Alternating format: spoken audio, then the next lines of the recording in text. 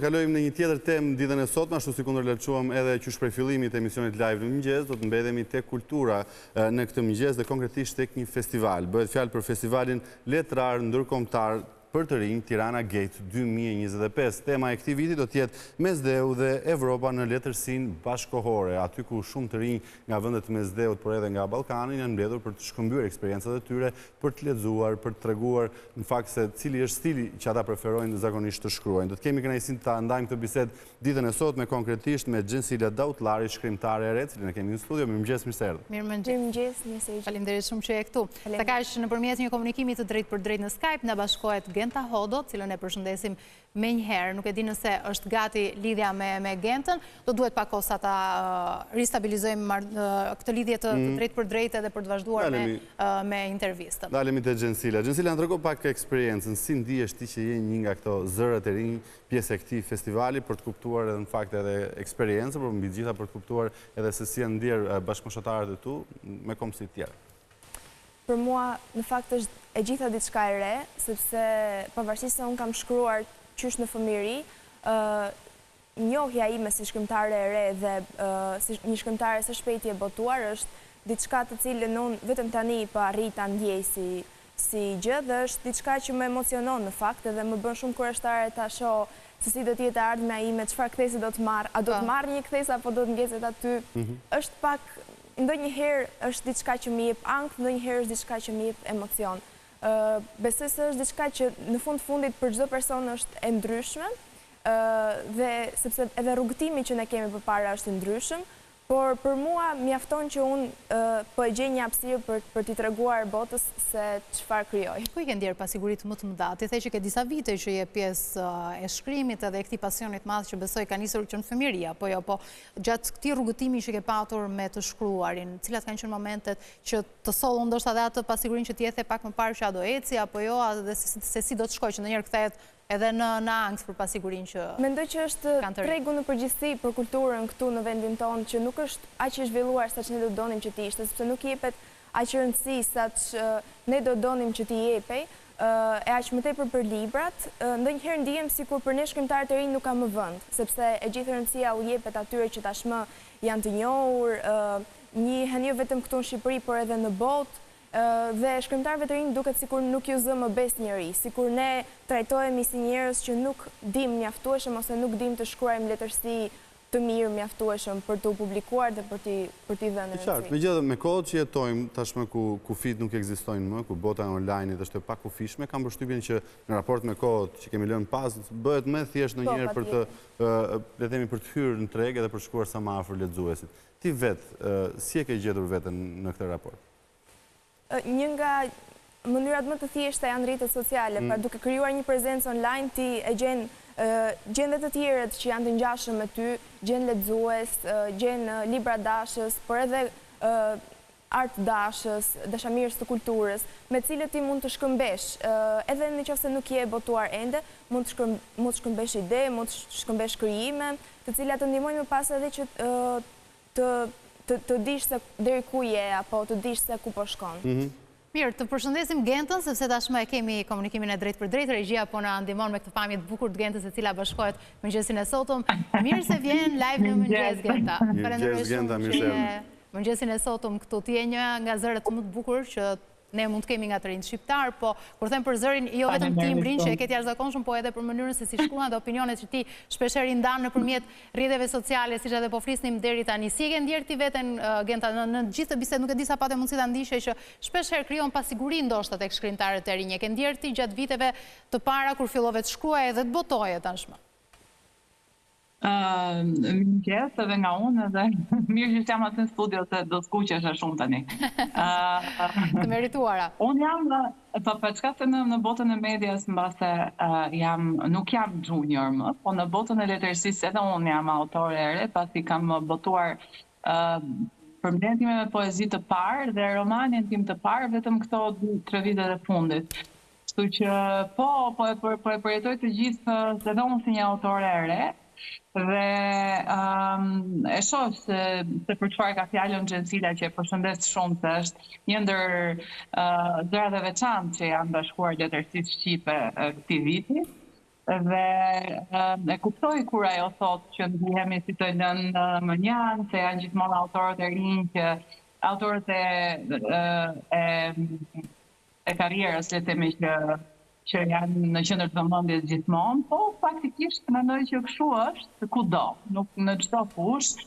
Këta janë prova që kalon çdo artist i ri, besoj. Edhe jeta pastaj të më thonë që t'ja japësh vetë vendin vetës,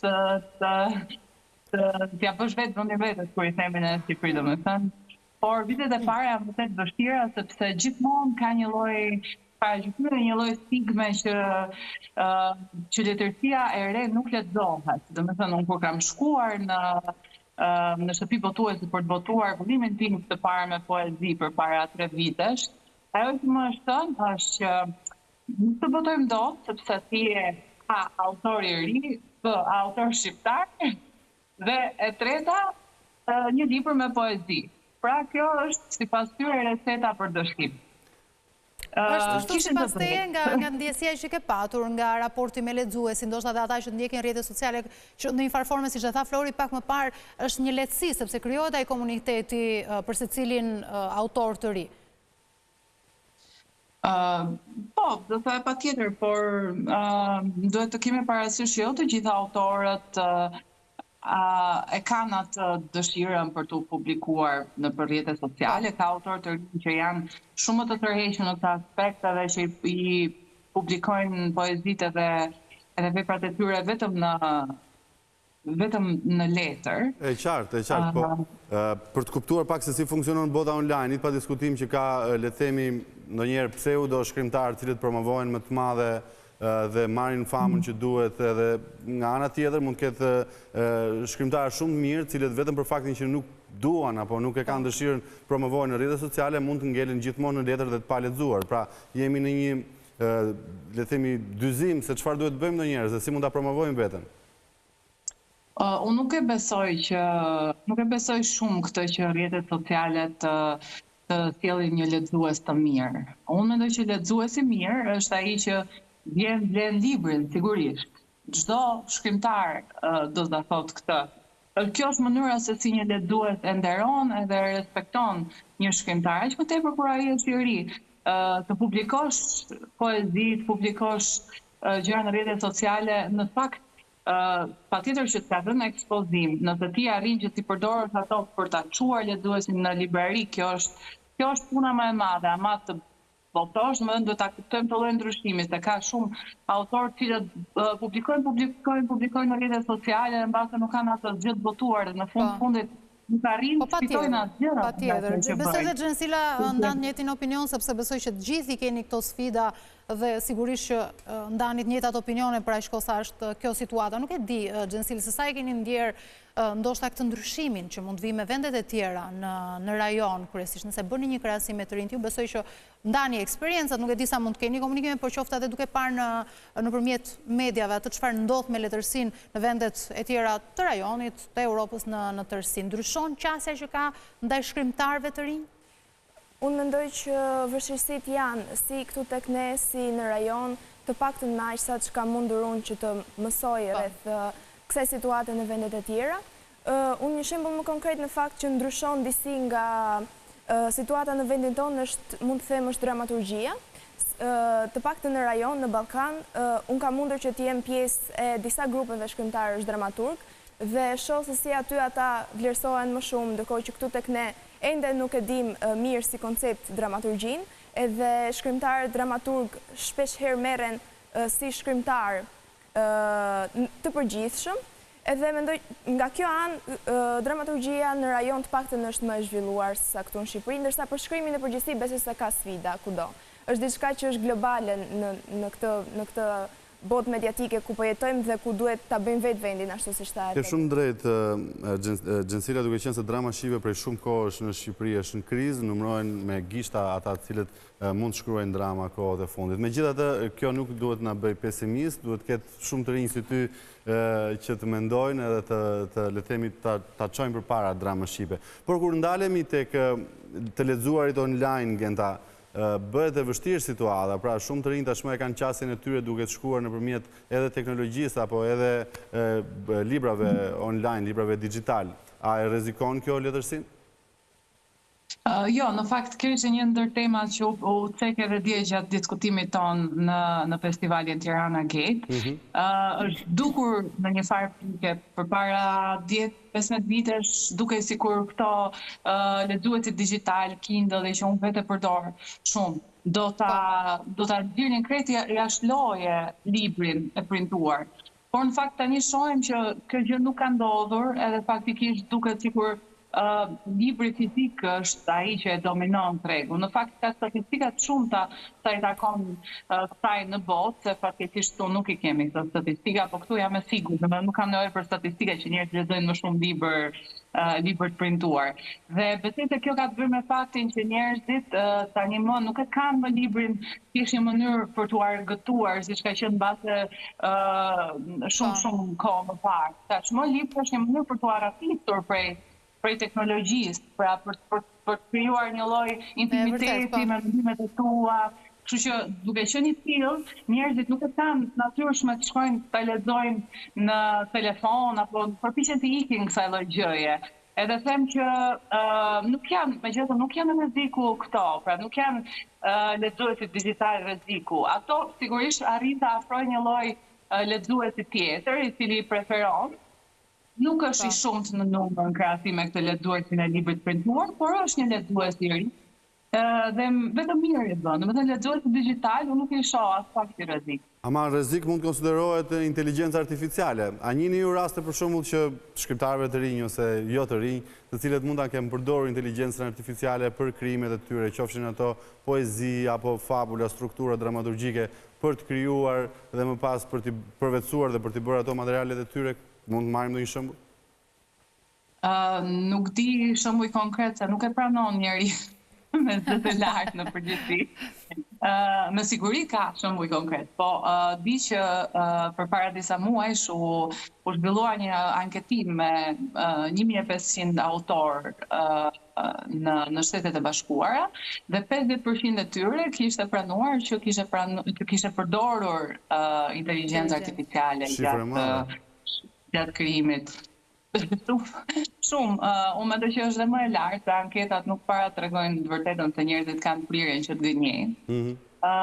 Por jo, do doja të thoja këtë, domethënë që nuk ka ndonjë gjë të keqe të përdorësh inteligjencë artificiale për të kujtuar diçka, kujtohet një event, një vit, është shumë e mirë, supozoj të jetë një asistent i jonit, domethënë. Mund shfrytëzohet dhe nga ana pozitive.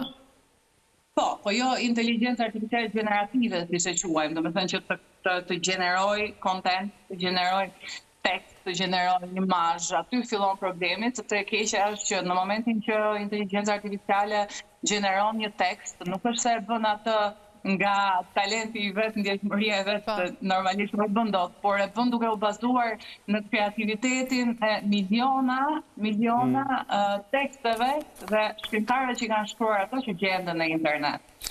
Që kjo është plagiaturë, domethënë në mënyrë më të keqe. Sigurisht.